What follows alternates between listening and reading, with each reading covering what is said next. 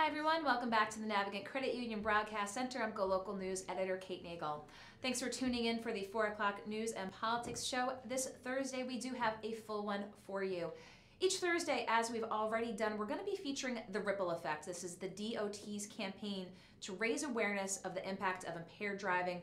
We have Chief Ed Mello with the Jamestown Police in studio.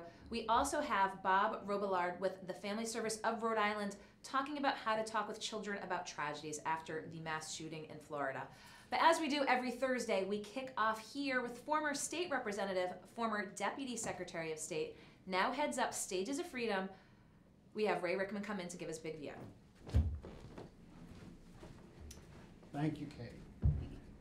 So, my brother and I, we talk every night, sometimes in the morning.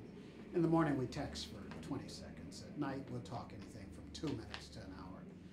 And of course, last night, I told him how I cried the day before. Scott, the national news, I get home, I turn it on, 17 high school children gunned down, 4 in critical condition. Are you listening? Now, we can tell this same story with slightly smaller number 2 weeks earlier. There have been 18 school shootings this year. They're so regular that people are beginning to get them mixed up. This is a blight on the nation. And the political people refuse to do anything about it. A friend of mine from Italy was in visiting today, and he said, will this cause a sea change in how we look at AK-15s? And I said, I doubt it. The President of the United States, Mr. Trump, has commented twice on these shootings at the high school in Florida and never talks about guns. Now, we know this is a complex problem of the nature of society, how students are treated, and the gun, particularly assault weapons, are the great equalizer. When this young man was able to get even with everybody in that school that he was upset with, in that town, in that state, in the nation, and the world watching. Now, let me tell you this. I'd like to bring this home to people when I talk about these things. This is not abstract politics. This is how we live. I'm a former Detroiter because I lived in a city in which I was frightened to walk from my house to the car. I'd go in grocery stores and the owner would have a shotgun on the counter. You don't want to live in a place like that. My brother teaches 6th grade, and he said they had a big argument in the cafeteria just this Monday morning because the 1st grader was telling him how lucky he was that 6th graders can understand gunfire, they can understand run for your life, they can understand stand in the corner and be quiet so that they pass your room and go to another one to kill people. She was telling him how lucky he is, that he's liable not to get killed if a gunman comes in their school. But she teaches 1st grade, and 1st graders, it's hard to get them to understand, to move defensively.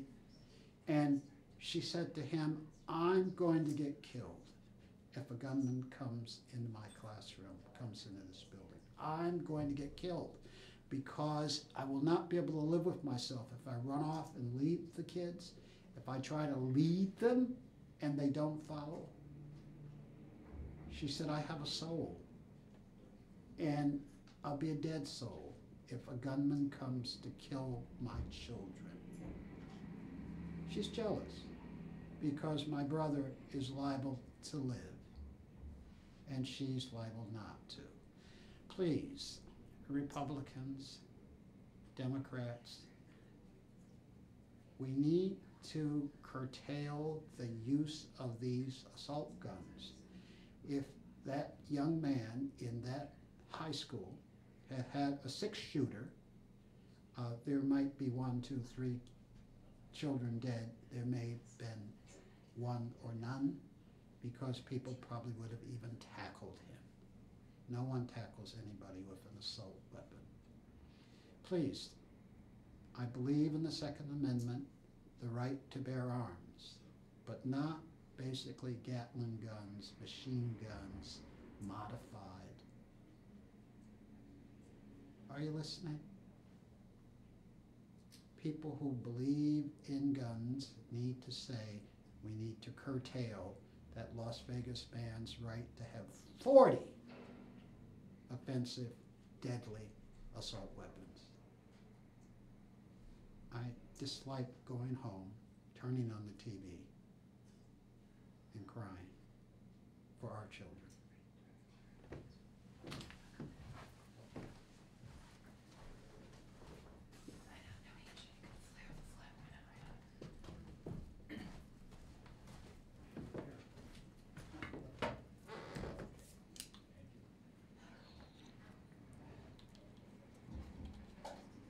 Joey, still good?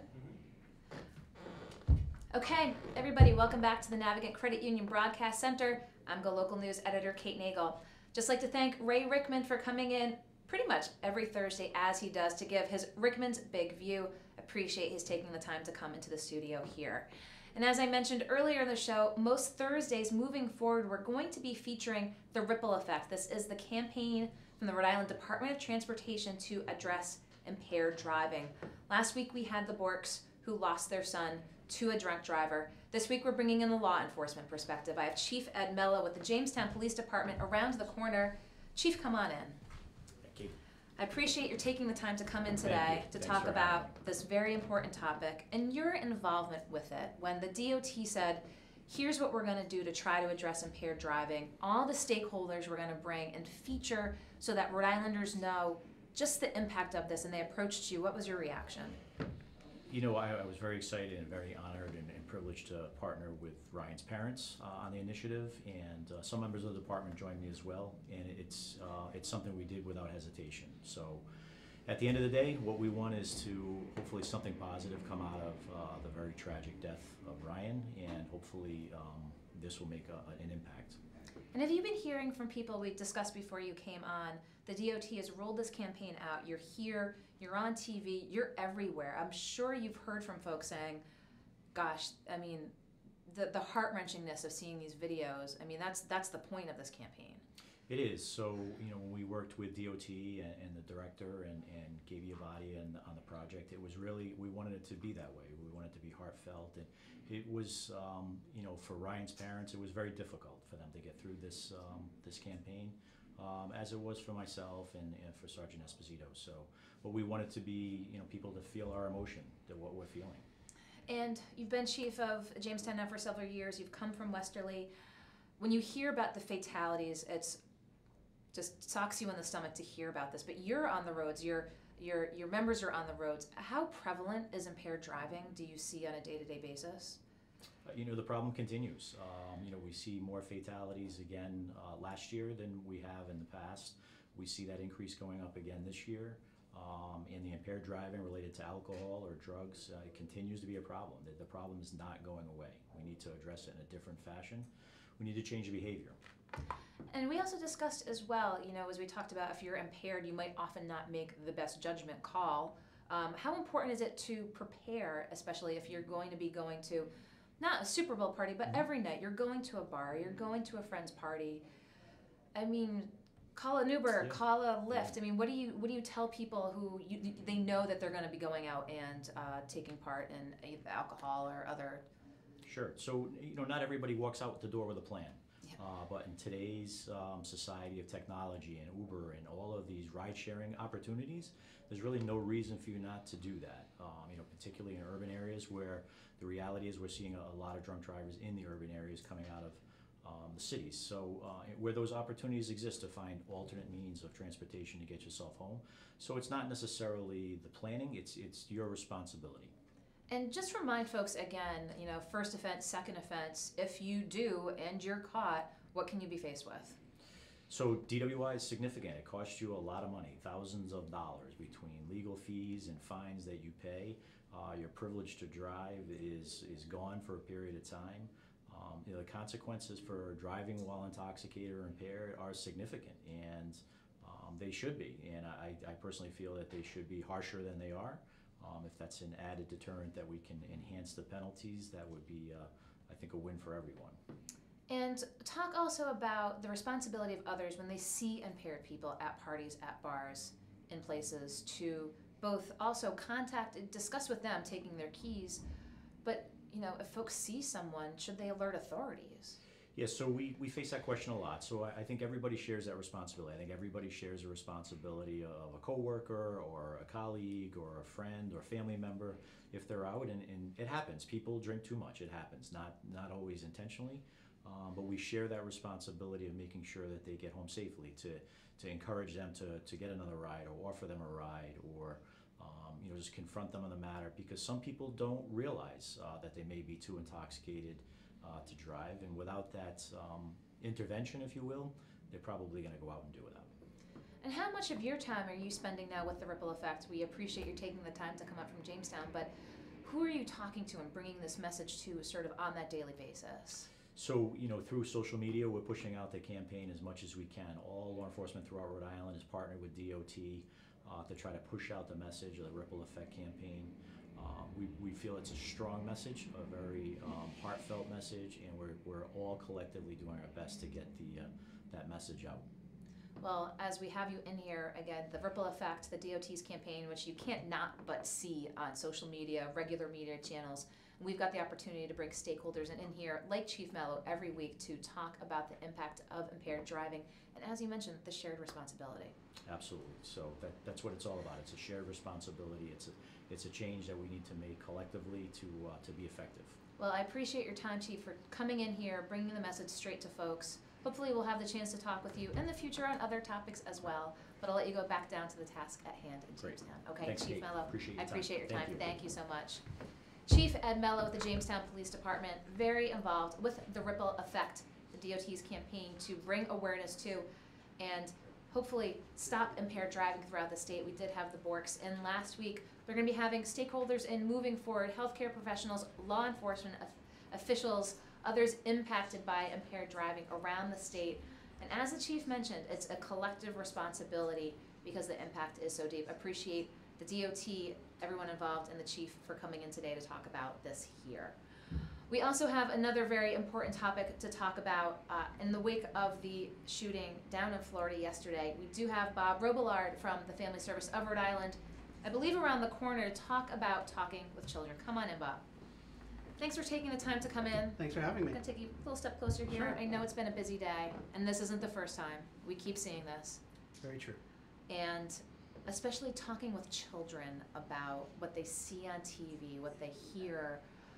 Talk with us about, you go into schools, kids if they've got questions, you help teachers, social workers in that school environment. Let's start with the school environment before we go perhaps to the family environment from there. Sure, I think it's very similar. One of the things is to start the conversation.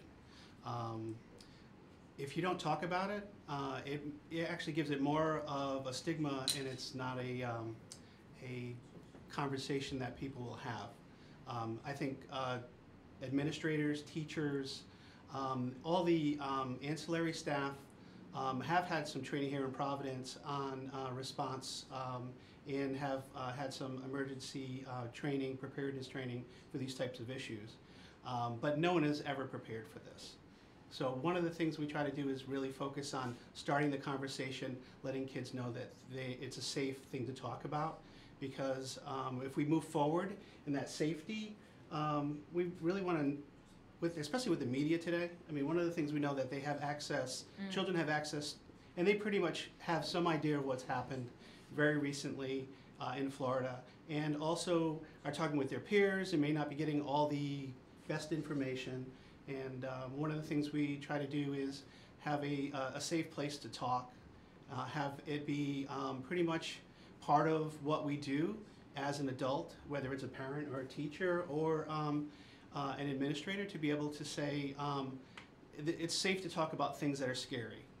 To put that away and not deal with it adds a lot of layers of discomfort. So that's one of the focuses that we're in a good deal of schools from elementary to high school, as well as in the community at large, and try to put as much support in place prior to these types of situations and post-ventions as well. And I reached out to the Providence Public School Department. They released a statement from the superintendent, but we know that schools do a lot of preparation, and it's very hard to prepare for the unprepared. But how do you think kids respond to that when there's drills and there's code reds? Does it give them the sense that people around them who are trying to protect them are doing their best to put them in a position that they need to go through this? It's because the unmentionable could happen. Well, one of the things we find within the school system is they are very focused on making sure children are knowledgeable about not letting strangers into buildings, about folks being buzzed in to have access to buildings, to also have the opportunity to know that they're safe, and that these drills are actually part and parcel with fire drills, and any of the safety concerns that folks have is to really have it be in the forefront of folks' minds that safety is a priority across the entire district. So. And so the kids get this in school. They're at school on a daily basis. I'm sure today it was talked about in classrooms. And as you mentioned, when they get home and the parents talk, and there might be some hesitancy, as you said, first talk about it, know that it's a safe space to talk about it. But is there any differential from parents? Is it listen to your teachers, they're there to support you and go through the preparation process? One of the things, just like your previous guest was here, is to focus on the first responders, that these tragedies do happen, but a focus on the helpers. I mean, even Mr. Rogers said, a quote from his mom was like, look at the helpers when there's a tragedy, the folks that are first people there, the way they make sure children are safe every day, not just when a tragedy happens. So the rescue folks, the administrators in the building, like you said, the clinical staff, all of the folks that provide a safe learning environment is really what the focus is in general, but even more specifically when it comes to this type of issue. And I'm sure when you're out there, I mean, what to see, do kids, some kids are more sensitive than others, can they internalize this more? And I'm just gonna take a step over. Sure. Can they exhibit symptoms of some stress, of post-traumatic stress, of fixation? Is there a flag perhaps to watch for if you find your child seems on edge for more than typical days at a time? And are there flags to say, especially from the response side of things? Well, it's really common during a stressful event that a child will have difficulty in concentration, their behaviors may spike, you may have them not really even want to talk about the situation. So every child's different, and I think that's a real important piece to look at. And also where they are developmentally.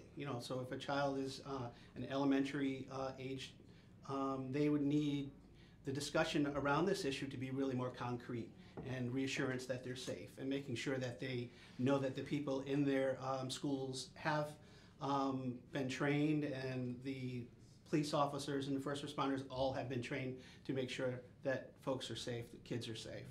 And it's a little bit different as they move to middle school, where they ask more questions and may not have all the best facts, so to gently kind of go over what the real facts are, and to kind of separate reality and fantasy, which is a common issue with that age cohort.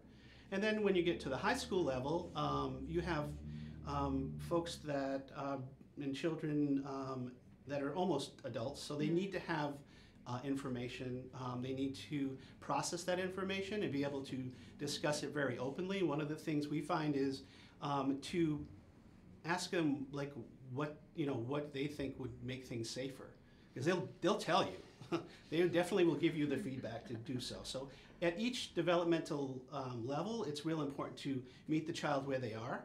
And if they have some exposure, pre-exposure to trauma, that you really need to be cognizant of the impact that may have on them too. And we saw in this recent case, we've heard from the students in Florida that they were aware of this classmate and they were concerned about this classmate. It seemed like they took as much steps as they could to address this individual, as wasn't allowed in school with a backpack and was then expelled from school. How do kids process if they're at that high school level and they say, it seems like they went through everything that the kids could have gone through. I mean, how do they absorb that themselves if they go to a teacher and say, I've been hearing something from so-and-so, I've seen something on a social media account? I think that's the key, is find a trusted adult. One of the things we know about students when they're isolated, they aren't accessing the supports that are naturally there. And sometimes we'll get misinformation and not be able to, that you asked how children will process this. If they have someone to process it with, I think is the most important piece.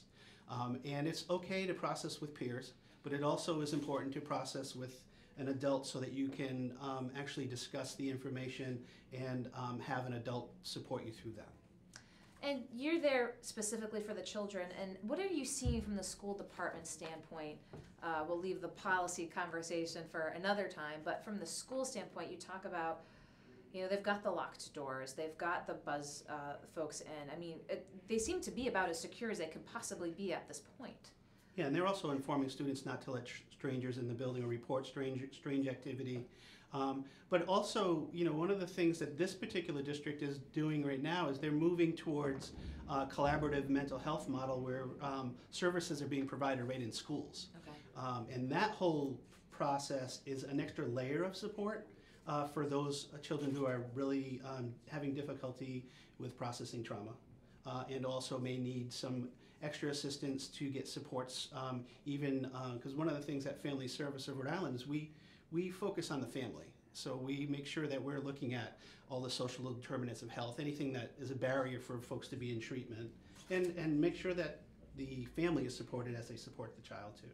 And as you talk about the family's involvement, talk about families who might have troubled children themselves that they might think could be prone to violence or have violent tendencies. We've seen these instances of, you know, asking about the parental involvement. What would you say to parents who have concerns about or might not know, is it be involved with your student's life? You know, should parents have access to their children's social media? And I say children, you know, that 14 to 18 standpoint, some do and some don't. Is that an important piece of the puzzle? I think there's many important pieces of the puzzle. I think it's pretty much an individual family plan. They have safety plans, evacuation plans in their home if there's a fire. They should have a plan on addressing their child's needs. We always talk about having that conversation. If you have the conversation, you'll get information. Once you have information, then you can proceed and get your child to services. There's a variety of services out there, and a lot of agencies are actively well-skilled in evidence-based and trauma-informed care. Family Services is one of those agencies. We actually have a trauma and loss center where we are able to work with families who suffer from trauma or secondary trauma or complex trauma so that we're able to provide some hope and some healing.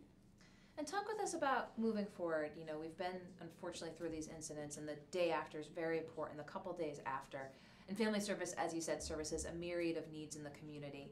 But how do you address, again, once the shooting, unfortunately we've seen so many, but once those kind of weeks pass, what's your role in, again, going into the schools and talking with the students about this? Well, sometimes there's some residual trauma. Sometimes, unfortunately, it seems like the cycle is it's very reactionary, and then the trauma happens, and then it kind of complacency happens again. So what we try to do is, and that's one of the things we're trying moving forward is, as the Mental Health Collaborative proceeds, is to bring trauma training to schools, have trauma-informed schools. So they are able to more readily see what's happening and know how to address it and have the resources to do so. And let's talk a little bit as well, again, we just saw what took place in Florida, and moving forward, what else should folks know about the services available through Family Service of Rhode Island if they want to be able to take advantage of them? Well, there's our main intake number is 401-519, and I always mess it up, so I'm sorry. No worries. And I want to make sure I'm getting the right one, 2280. And that is our central intake. And our central intake actually can connect people with a continuum of services for anywhere from early intervention, very young children, straight up to elderly individuals. So it's the kind of first step into getting services. Even if you have questions to ask about what services are available, You can see our website, but you can also contact our central intake, and we will process with families very frequently, daily, many times daily, to get them to the right level of service. And finally, because you had touched upon it before, I just want to talk about media and media consumption at different age ranges. As you mentioned, a lot of kids having access to online access, but the young kids, what would you advise for each age group as parents are kind of monitoring if it's young ones in television who might not be online, but we know how young middle school students are available to get online. Let's talk a little bit about that. Sure. One of the things, especially with a traumatic event like this, sometimes a media blackout is an important thing. Especially younger children get re-traumatized as they see images and hear images over and over again. So it's really important as the adult to be the one that's in control of media in your house.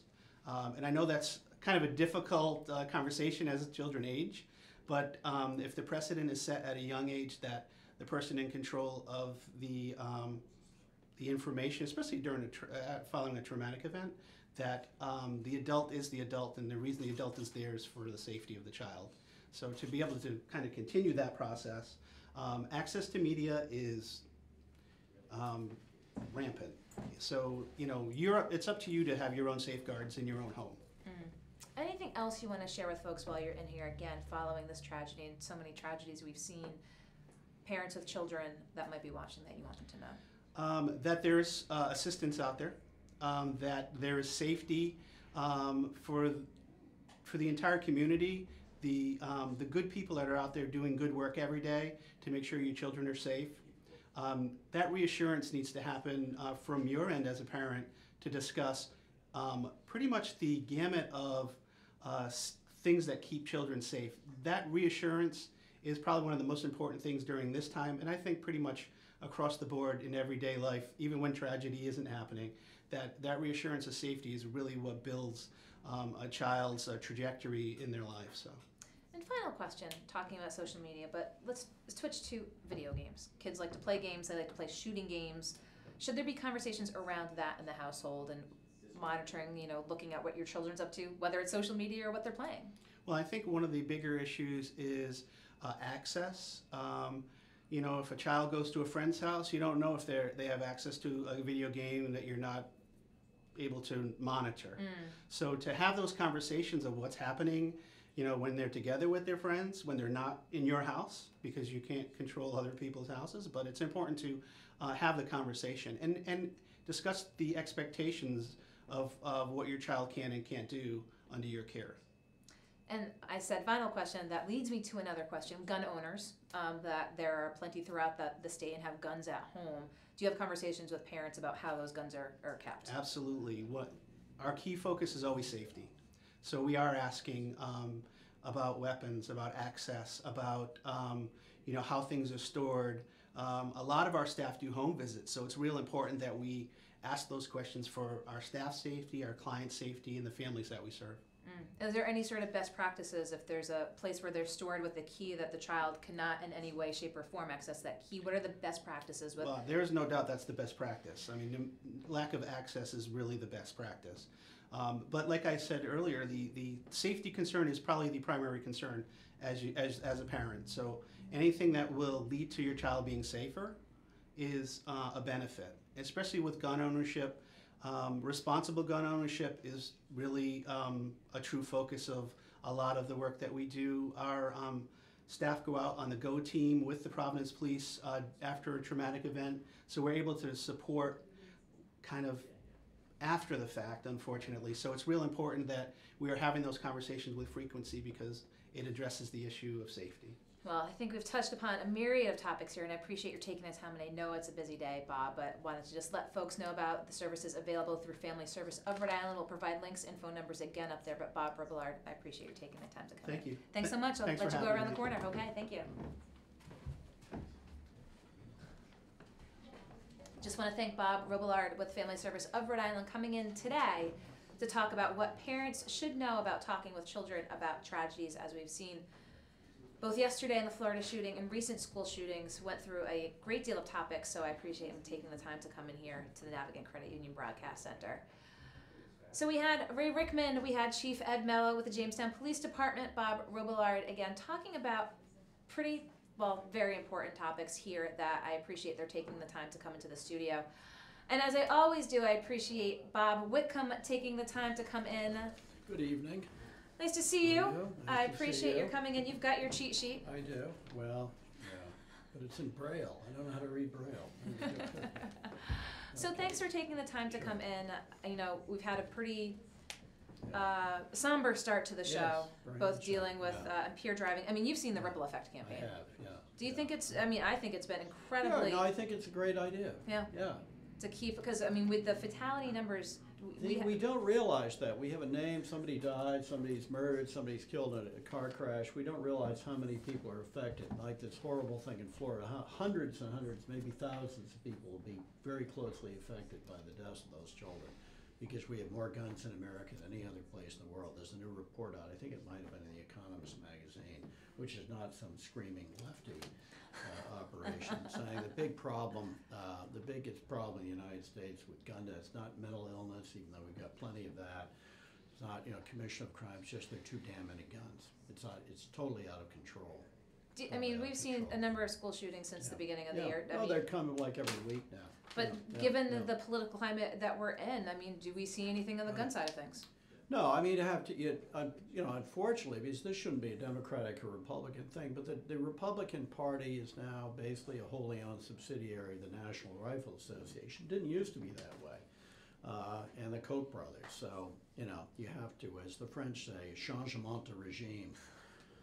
Well, I say that as somebody coming from a pretty Republican background, but this Republican Party is so corrupt, so sleazy that I don't know what we're going to do. Not everybody, obviously. We have a great Republican governor in Massachusetts, Charlie Baker. Most popular. Great individual.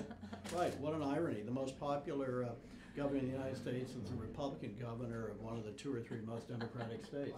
He's a good guy. Good governor. Can't make it up. Do you think we're going to see, Yeah. and I've seen some of the dialogue on social media, an increased call for, because as you mentioned, very little chance for anything on the policy-wise because school it's side. basically, the NRA and the gun companies, which the NRA has turned into an extension of the gun companies. Again, that did not, I think I was a member of the NRA when I was a kid, in fact. Marksmanship, that sort of thing. Are we going to Yeah. see more at the school level? I've heard anything from increased. Are we going to have metal detectors at every door? Yeah, Are we electrified barbed wire. gonna Are we gonna right. see armed How individuals about in schools? those towers like you have around prisons, with sentries up there with high-powered rifles? Do you think we'll see armed individuals in schools? I do. It, unless you begin to cut down the number of guns that are so easily available to people. And I think I should mention that magazines, people forget about that. It's so easy to get almost unlimited amounts of ammunition. And the guns that a lot of these people are using are military guns. They're made to kill as many people in as short a time as possible. They're very easy to get. So you can begin to chip away at that. Meanwhile, while they're chipping away, of course, there'll be more mass killings. I have a kind of, which I mentioned in my little column, I think the number of kids that would have to be killed before the current version of Congress did anything would be about 100, maybe. So when some guy goes into a school and kills 100 kids, maybe that would have an effect. Well, as we again had the family service here talking about how to talk with kids about it, Yeah. just another sad instance. Yeah. Speaking of sad instances, we were talking about Rob Porter last week, and it's Yeah, still right. It's still going on it's still because going it on. seems to have been sort of a cover-up. Who knew what and when? Yeah, who knew what when. And a lot of people say, well, how did he get the job? But apparently he's very competent in his job, by all accounts. The other thing he had going for him, he looked kind of good-looking, he had nice suits, he went to Harvard College. His father was a very important Harvard Business School professor and an entrepreneur, Roger Porter, quite Roger famous. Porter, yep. You've heard of. So he had all the credentials. He had the CV. And he looked right, square jaw. And it's remarkable what people overlook if you've got that stuff. Do you think that there's been enough, if any, conversation pertaining to domestic violence in the course of this conversation? Well, domestic violence is very common.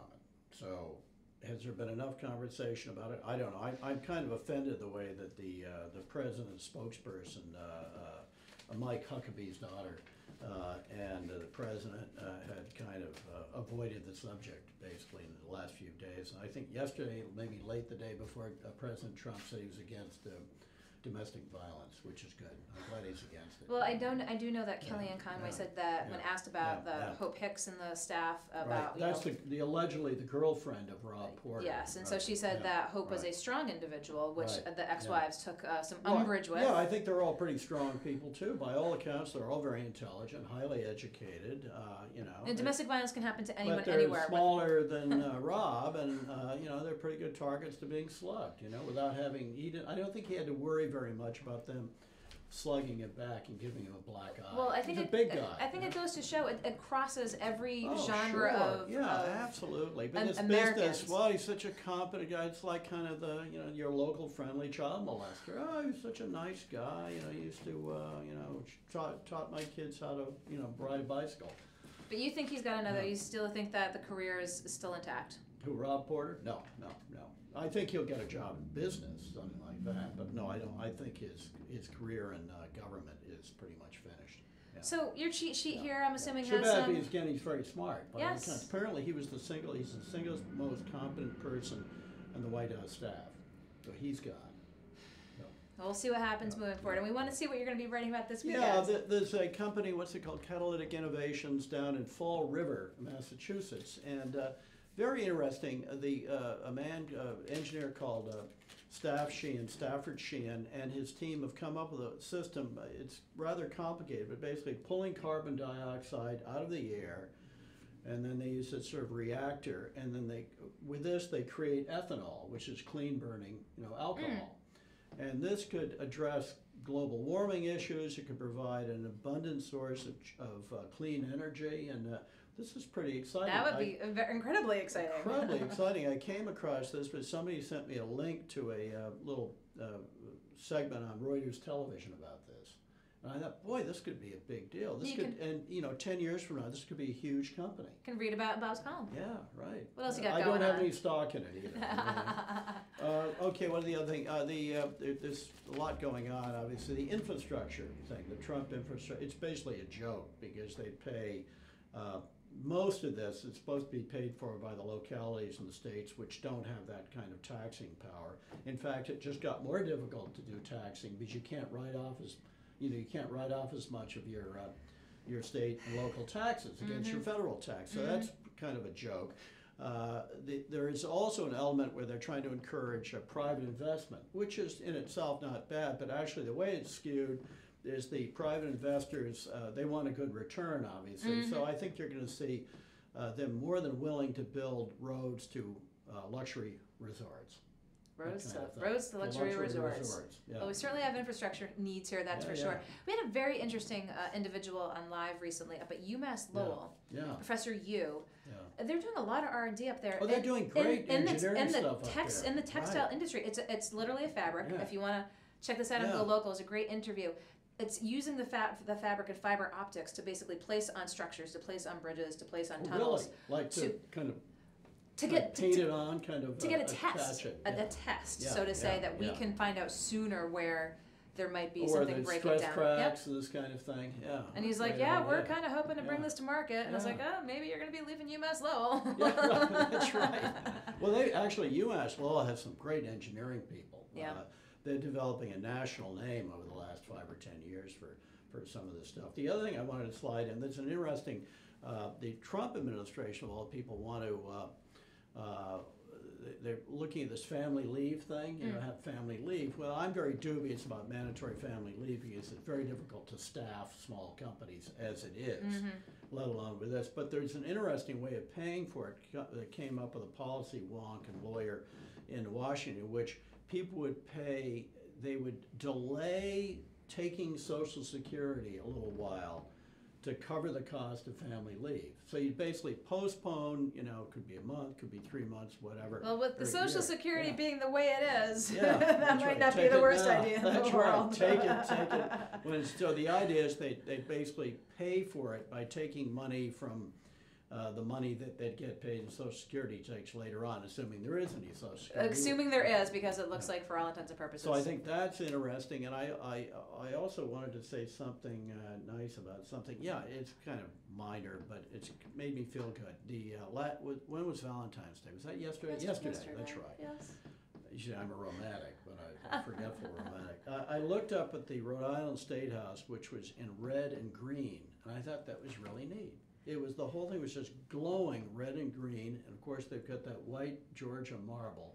I thought, boy, this is a great thing to offset the boring bleakness of Well, I'll February. tell you about the lighting of the State House because a lot has been a buzz on it over social media.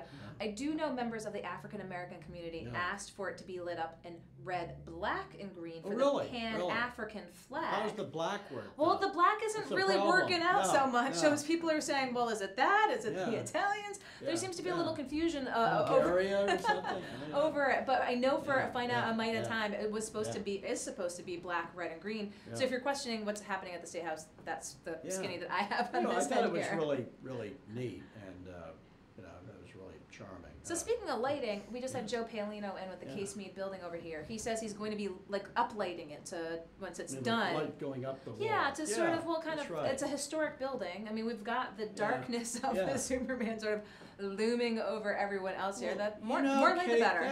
That has a good effect on morale. People love light, and I think it's great for sort of long-term economic development. Well, you don't want just dark and abandoned. You want light. You want it crowded. Yep.